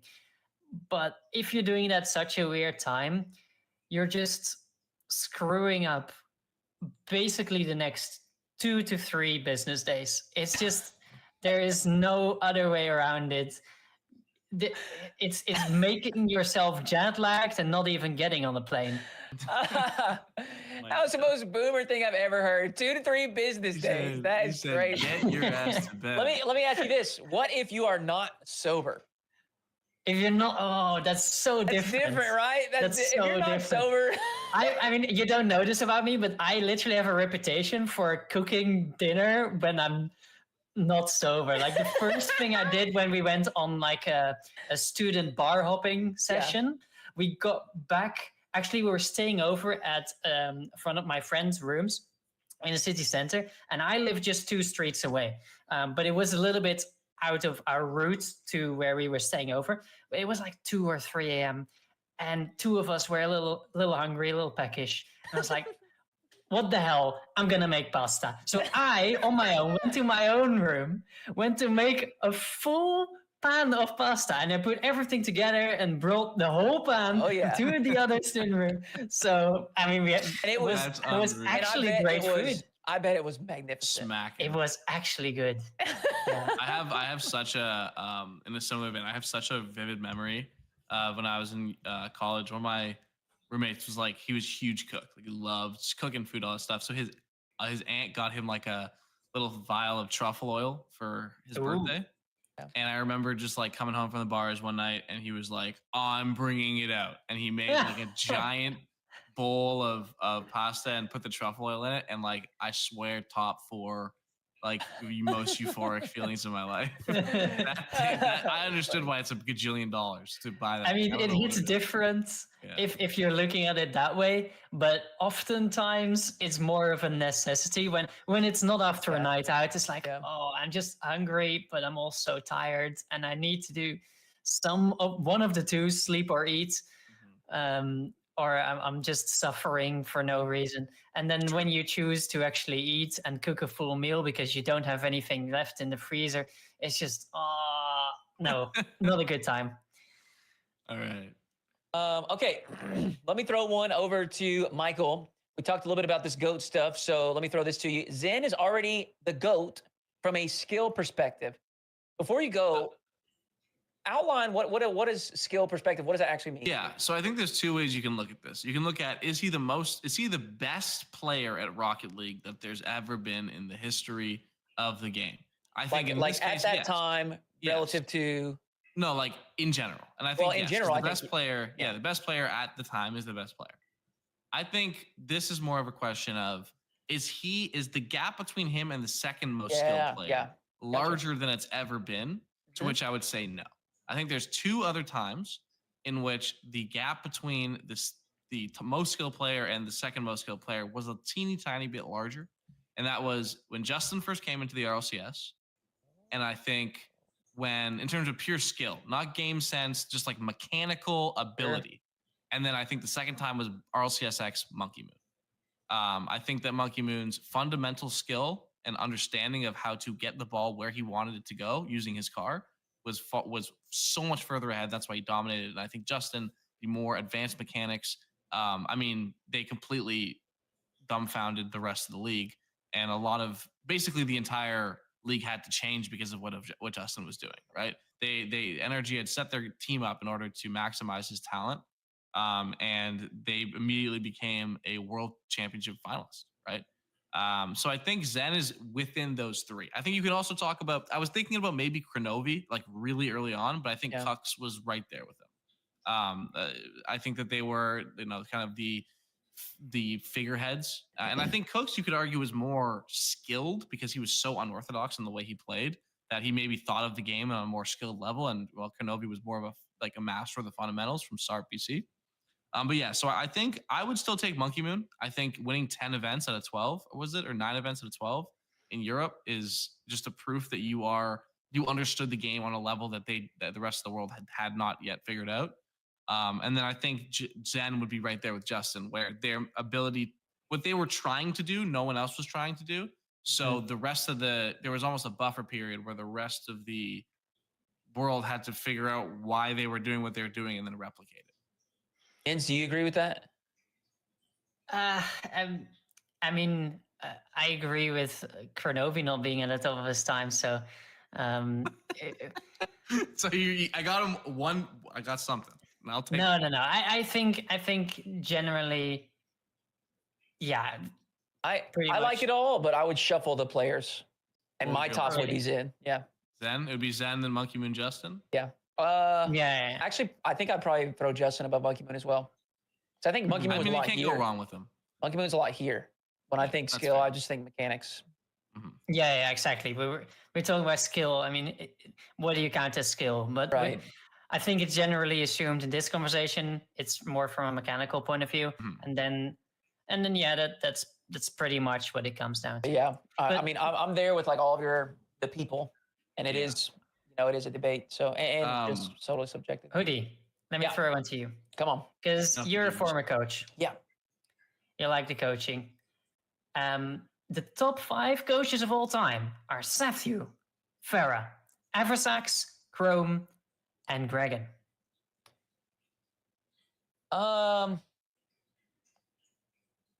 Yeah, I think so. No, I think they're the Jazzo most in accomplished there. coaches. I think they are the most legend. I mean, outside of that, Snasky's been coaching for a while. Verge has been coaching for a very long time. I think Verge was kind of, I was talking about earlier, like those pioneers have a special place. I think Verge is one of those for the coaching. Jazzo as well, because Jazzo invented scrims, right? Yep, that's right. And so y'all know, early on, coaching wasn't really a thing. Teams would have a manager or like a handler, but not a coach, right? And so, yeah, I think some of those first people that kind of blended the role and started to do some advising and replay reviews and stuff like that, I think were very instrumental in, pushing things to where they are now. But yeah, I mean, Farah, obviously one of the most accomplished in a very short amount of time relative to some of his peers. I think Safthew and Eversax are in that, and Gregan and Chrome maybe have not had as much success as the other 3, but I think they are like very outspoken. I think they are very present, like on socials, or they're willing to do interviews, and they're outspoken. And so you get a little bit more of an idea about like what their role was there. Of course, we won't know everything, but it's easier to kind of rate them highly when their team is finding success and they're also like available and will speak to the public. So I think that's a great list for top 5 coaches of all time. Can I suggest one? Can I suggest one? Yeah, sure. Yeah. I think I would take, I don't want to take any of them out. I think if I had to take one out, it would be Chrome, but all love to Chrome. I would put Sad Jr. in there. Season 6 world champion. Season 7 top 4. That, I think, that's a great shout. And I think that is just like evidence to what I was saying before, where like Sad Jr. is not as present publicly. Yeah. You know what I mean? I think Sad, to me, has proven both that he can take a young player or a young team and bring them up, as he did with LJ. He can elevate a team that is underperforming, which is Space Station, and if you give him top-end talent, he will win you the world championship, like he did with C9. So I would say I would put him in there. But I wouldn't throw Chrome out. I would throw Farah out, because it's been such a short amount of time to call him one of the top 5 coaches of all time. I mean, it's been super impressive, but he's also just had really good teams. Yeah, to be fair, he's won more than Chrome did in the open era, and Chrome was in the number 1 for 3. Yeah, I remember writing an article about Chrome from the perspective of best coach of the year back in, I want to say early 2020. This was that's way when he was Shift. designing this was GG Recon. Yeah, I think he might. Chrome, to me, is maybe the best play designer or system designer in terms of how he was able to draw up stuff for his team to do. But I think there's a lot of other stuff that goes into coaching, and it seems like some of the other coaches may have had some of those auxiliary things better than him, just because it felt like by the end, and listen, it was probably just because he'd been the coach there forever, but you could tell that like once they switched away from Chrome, it felt like there was a different sort of moxie to that team. And, when you're talking GOATs, the margins can be that thin. So it's so hard to say, because it's so unclear what they're actually doing. Like sometimes you hear players talk about them, but very often that's because they're good friends with them, or they've just had a good time on that team, not because he was actually the best coach ever, Right. It's very hard to say. Okay, let's throw another one to you. You have talked a little bit about this, Michael. I want to hear what you have to say. Exchanging Ahmad for Venom is a lateral move for Rule 1, meaning they will make the major, but they won't challenge Falcons domestically. Well, I am on the ShiftCast, so it's time to do some fence sitting. Yes and no. Yes, in the fact that they will make the major. It will technically be a lateral move. They'll make the major. They won't go that very far, and they will not be as good as Falcons. But I think that because Twisted Minds got better and there are better teams in the ecosystem, they would have had to get better anyway. So I think they're going to get better. It just won't be at the level that they're going to do anything different internationally. So it's like Yeah, I think that there's a little bit of like Mina V1 going on there with the team composition, and that does work regionally if Nupo can pop off, which he's proven time and time again he can. And then I think they're going to get to LAN, and their teams are just going to start insta challenging him, and they're going to go out 1-3 or 2-3 again. So nothing fun, but yeah, I guess yes and no. But Jens, you have the last one, and so we're gonna swing it over to your favorite region, North America, for the last question. LG will make another grand final. They made one in the second open qualifier in the first split. They'll make another grand final in this second split. LG, Luminosity or Luna Galaxy? No, the North American one. North America, yeah. Another grand final. Yes, sure. I mean, it can happen. It's a team that's proven. No, not can they? Yeah, will they? Yeah, yes or no. I did the fence sitting, so you can't. We only get to do it once a show. I mean, statistically, it is unlikely, but I'll go against the numbers and say they will. Okay. Nice. They've proven to get the points. And how do you get the points? Getting up there in those playoff brackets. Luminosity is a team that has a lot of the confidence, a lot of the comfort, it feels like. It feels like they're comfortable as a team. Yeah. Within all those other teams that are challenging for the exact same spot in the brackets. Because it's like a top 7 or something, right? Where Luminosity is just one of the teams, and they don't particularly stand out among those, but they seem to be comfortable enough that if they get a little bit lucky with the bracket, if they get a little bit, comfortable in their games, getting the wins to go their way, then they'll make another grand finals. Okay. Nice. Well, that's going to conclude. We got our Reddles thumbnail for this. We got our Reddles thumbnail. There we go. Want some more angry comments? Not top 2? Oh, goodness. Okay, that's going to conclude the speed taking segment. We got a couple things we want to cover, though, before we close out the show. Some recent stuff. A couple of changes. One to RL Esports, and then one to the competitive game, which does actually relate to RLCS as well. First up, World Championship format change. It will remain a Swiss into a top 8, and then obviously we'll continue on from there. But the top 8 is now a hybrid bracket until the top 4. It's a little bit confusing. If you're familiar with an AFL playoff bracket, or if you watched Johnny's recent Salt Mine, you will see how that goes. But I'll try to sum it up really quickly and as simple as possible. Seeds 1 through 4 after Swiss are going to go into a group up top. And then seeds 5 through 8 are going to go into a group in the bottom. All right. And here's what's going to happen. The 2 winners of seeds 1 through 4 are going to go straight to the semifinals. And then the losers from those top side are going to play the winners of the bottom. So basically, it's kind of a double elim for the top and then single elim for the bottom, but only until top 4. When you get to semifinals, it's straight through to the grand finals. So it's a little bit of a different thing. What do you guys make of this? First off, not just the format, but what do you guys make of the fact that Blast is first listening, making changes and listening to the feedback and making changes, but also I want to get what you guys' take is about making changes during the season. I think this is fine in terms of making changes during the season because it's the World Championship. Like that is so far away. Like people, sure. I don't think people realize how far away the World Championship is. It's I think in September. Right? Yeah. So, and also once you get to that point, the format doesn't matter anymore. There's 16 teams left that are competing. Right? It's not like you're affecting someone's future like placements, right? Like this is it. The whole season's led to this one tournament. I think Blast did a great job listening. The one thing, I think this should have been in the online qualifier format. I was fine with single elim top 8 and the LAN, right? That's like we're trying to win a tournament here, but this feels like a really good way of figuring out who the top 4 teams in a region are, because it rewards you for finishing top 4 in Swiss. And I know that's a little weird with game differential, but even if you finish 5th, you're playing the 8th place team. And then if you're, it also allows for more matchups outside of the top 4 teams to figure out who's 5th, who's 6th, who's 4th. Yeah. So I would have liked to see it. I guess I have to say I'm on board with mid-season changes if the changes are good. This was a good change. I would have liked to see it throughout the rest of the season. Obviously, there's other changes we've talked about that we wanted, but yeah, I think this is a super positive change. More crowd days, more games for the top teams against the crowd, and more chances for the best 4 teams to be playing on the final day. Yeah.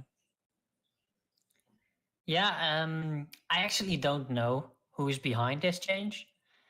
It could very well be Blast, but I feel like Blast is still very much in that listening stage, and this might be something that was already in the works, but just wasn't quite figured out yet before the season started. Like, actually, I think a lot of other changes to RLCS in general. But yeah, I mean, I'm perfectly fine with mid-season changes as long as they're clear to everyone, and this is something that can be explained very well, that the teams and the viewers and everyone can understand, can get, and also it's basically double elimination, right? But it doesn't give you a bracket reset. It doesn't give you the upper bracket finals, which is kind of a grand finals, but not because there's another finals after it. So that's kind of always a little bit long and lame. You know, yeah. Is it the grand finals? It is if one team wins, but not the other one. Yes, it becomes a little bit of a long, especially during a LAN. You don't want to have extra matches to play that don't mean everything when you still, of course it's nice to have double elimination. I think a lot of people applaud that, but this is a good system to not have to deal with 2 grand finals and then another one if there's a bracket reset. So that's nice about this system too, I feel like. I'm just really curious to see how they're going to implement it on the days, I should say, because it means, well, there's a different number of matches to play. There's different stakes. There's different moments in which eliminations happen. So it's going to be interesting to see how that works. Yeah.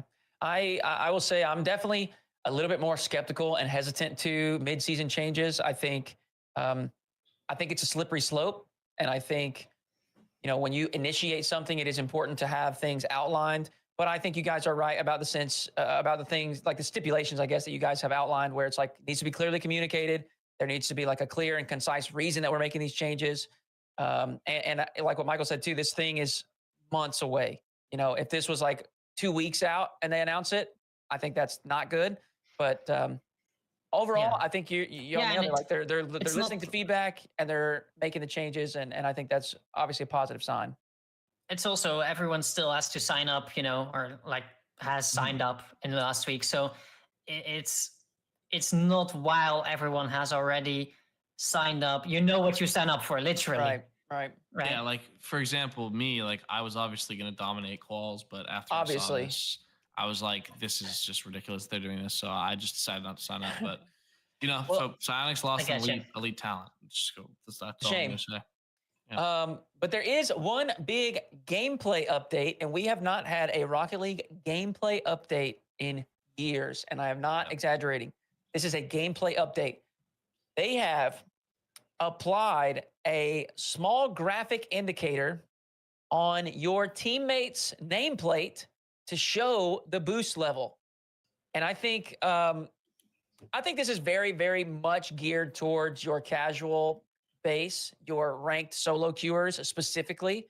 And I've seen all kinds of different takes about it, but I think the angle really is this. The game allows for partying up, and when you're in comms, you can say, I have 12 boost. And no one has to look around to see it. I don't have to pay attention to find that out. Michael can tell me I am full boost. He can tell me that. I never do that though, to be honest with you. That is an obvious advantage. And so I think they are trying to do what they can just to minimize that advantage. It's obviously still advantageous to be in comms versus solo queue, but this is a level of information that they can share with everyone only for your team, not the entire lobby, only the team, that will just make things a little bit more uniform across the board. And I see a lot of people saying this. It actually raises the skill ceiling, like what you are capable of, knowing that your team has this level of boost. Like, you should theoretically be able to be a better player, and that's what a ceiling is. Now, I think there are complaints about like the floor. Like what it requires of you is less, because now you don't have to track every boost pad pickup from your teammate. You can just glance over there. The thing is half full. So the floor is maybe lower, right? Because it's more accessible. It's not as difficult to keep track of what your teammate has in the tank. But the ceiling, and I think it's marginal, but theoretically should actually raise. Yeah. I actually don't think this is going to make that big of a difference, if I'm being honest. So interestingly You're not the only one. So interestingly enough, I didn't either, but I was in the shift cord. Yep. Once again, you can click down below and join the shift card with the link. And I was, I was lurking a little bit, and Zanil, pro player for Omelette, was talking about how he actually believes, and I'm going to share his words, paraphrase, that this actually has a chance to raise the skill ceiling professionally, because it will, one, force pros to potentially use their right stick and rear view mirror more often. And the reason that is because the amount of information you can communicate if you don't have to communicate your boost constantly now opens up so much more, right? That's like what percentage do you think of a comms across an entire game are them telling them their boost? Probably 20%, right? Probably boost, more. I got full, I got 50, I'm challenging 40, right? If you don't have to do that, if everyone's just moving their right stick when they're rotating back, just clocking how many everyone has roughly, and then maybe you still got a comm when you have 0, you're actually able to communicate other things other than your boost, right? On a casual level, as a former solo queue ranked demon, I really wish it was there when I was trying to climb for GC tags. I did get GC though, so I succeeded. Okay, 2.5 years ago. I think it would help because the amount of times that I am absolutely 0 boost in net and I get scored on and my teammate just starts nabbing that damn pad. Go for it. And I gotta sadly type like, I had no boost, and they don't believe you like that. It's good for morale. I think it's good. I hope they continue to do stuff like this. Like you said, I don't know if you count the tournament revamp as a gameplay update, but that was probably the last thing around this type of thing. And that was free to play 3 years ago. So this is good. This is good that we're still getting updates to this, and I think it opens up a lot of accessibility sort of features on the lower levels, and potentially could change the game at the upper levels. Yeah, that's I think what most people take away from this is that Rocket League is getting updated in any way, shape, or form, and that means that Psyonix and everyone involved is busy with Rocket League, is working on it. Because you don't always get to see that. You don't always get that feedback. And now we do. So I think that's the biggest takeaway. Whether this is actually going to make a big change to the game at a high level, not many people I've seen responding to this think it's a game changer. And actually, I think at the highest level, at like LAN, I've listened to a few teams come, and some don't come in English, but even the French teams, most of their comms is time. It's just calling when their teammates have time on the ball and can actually go for the solo plays or go for the passes, or where the space is much more of something that gets communicated than what boost they're at. I feel like at the highest level, they've kind of figured that out because they have such a good brain for the game at that point that they know what's going on. They have the internal timings of when the big boosts pads are spawning. They know who's in the back corner. They know when it's getting picked up. They know exactly the amount of boost the other team is on. They know their opponent's boost meters better than themselves, maybe. I feel like at that level, it's not going to matter much. But yeah, it's funny how the actual blog post put it. They said, many players may not fully understand the significance of boost management. So we feel that showing players how their teammates are handling boosts will help them make better decisions for themselves and their team. So they know their player base. They're basically roasting us. Yeah, they are. Stop driving around just supersonic trying to do yeah. No, I think you nailed it. Like, the important takeaway here is that we have not been forgotten. They are continuing to pay attention to us. There is a Rocket League game specific update that is not cosmetics, and we have to applaud that. Psyonix, if you're listening, next thing, Tournament 3.0. Okay, I want different formats. Okay, listen. If you do a Swiss into a single elim bracket, that's 8 games max. A tournament right now is 9 games max. So it's not too many games. And I want to reverse sweep a Swiss. I want to different formats would be cool. That's a good suggestion. Yeah. Mirror their RLCS. While we're making suggestions, give us Club Q. Give us Club Q. Give me a directory. Give me a directory. Give me a directory and catalog for training packs. Yes. How am I supposed to find them? There's no directory. 17-digit codes you have to find on Reddit. I don't get that. I don't know why there isn't a directory. That feels so straightforward to me. Anyways, this podcast would turn into a 10-hour rant. I'm not kidding. I am so serious, because this is regular stream content. I will go on for actual days if we keep this up. So, Rocket League, we're excited to see a gameplay update. We're excited to see RL Esports continue to listen, field feedback, make some changes, do what they can to just continue to improve things with the budget that they have obviously set aside for the game and the esport.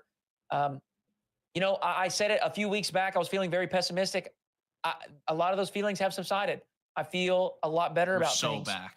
It is, it's just what you said. Like, it just feels good to see things moving in a positive direction. Like, it's not all doom and gloom now. There's something to hold on to for hope. So I'm back. We're so back. That's good. Next thing, coach slots. Coach slots, please. And that's what I've mostly been hearing over the last day or so. That's the next thing people want. Absolutely. They need it, man. And the coaches need it. That's going to conclude ShiftCast episode 12. We appreciate you all listening. Make sure you join the Shift Cord. Drop in some takes there. We might catch your take and do it on the next podcast. We hope you enjoyed the show, and we'll catch you next time.